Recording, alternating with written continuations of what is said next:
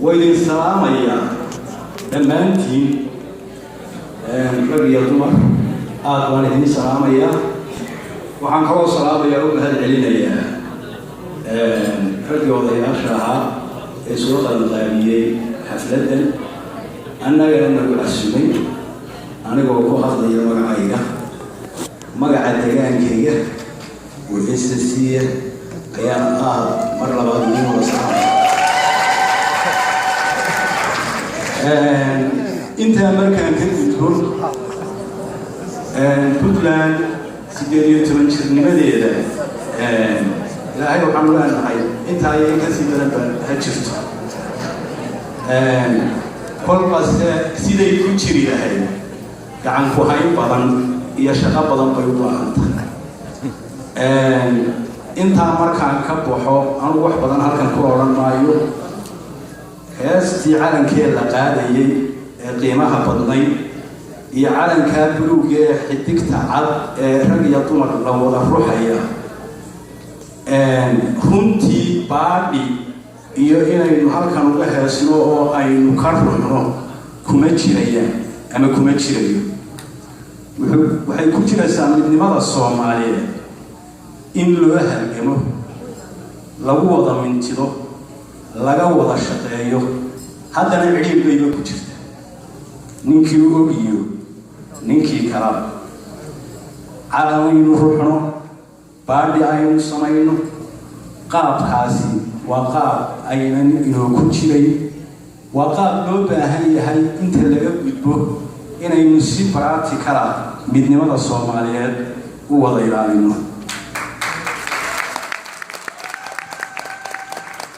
waxaan u gudbayaa laba qodob oo midna taa midnimada uu yahay oo aan sii adkaynayo midna uu yahay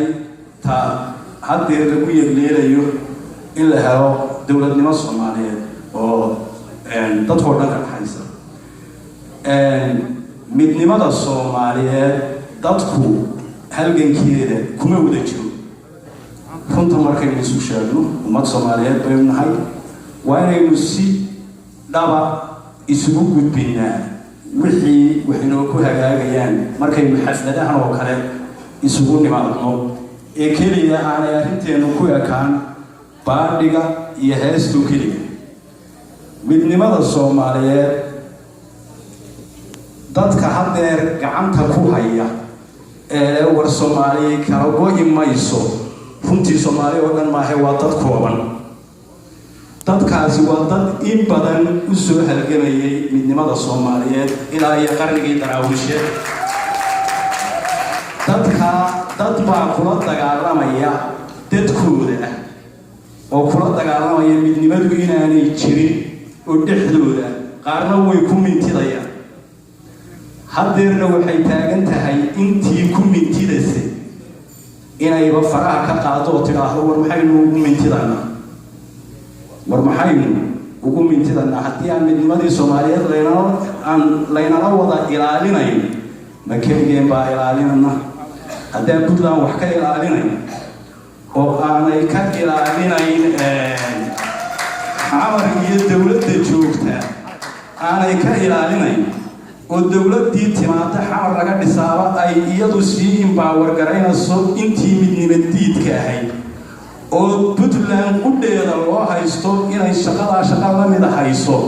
daadeer midnimada Soomaaliyeed soconayso annaguna intaa ka badan ma hayno waanu ka samarnaa weliba intayada ku mintidana ee kuwa iyaga xagga noo jiidaya ka soo horjeeda waxaanu samaynaynaa inaanu nahdo war halkaasay noo ku eg tahay weliba dayrina kala dhex dhiga dayrka kii oo kale ina kala dhex dhiga haddii aydan midnimada u soo jeedsan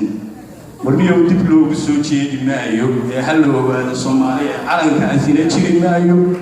baadhi laga wada ruuxana la isugu iman maayo taasi waa number 1 talabaad dowladda Soomaaliyeed ee maanta laga dhisaya xamar warnina yaanu qabiil ku difaacin baan leeyahay niman Soomaali midnimadeeda iyo wada socodkeeda aan wax ka tari karin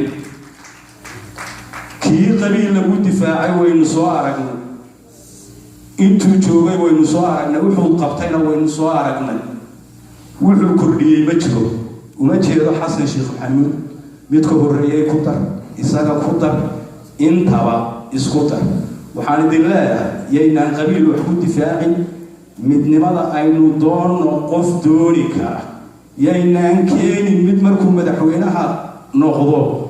in baa wargareeyay intii midnimadiidka ahayd aynu arrintaa ka fiirsano hadalkayga badin maayo wasalaamu calaykum waraxmatullaahi wabarakaatu waayahay cabdisaaq salmine aad ayuu mahadsan yahay aan u yeero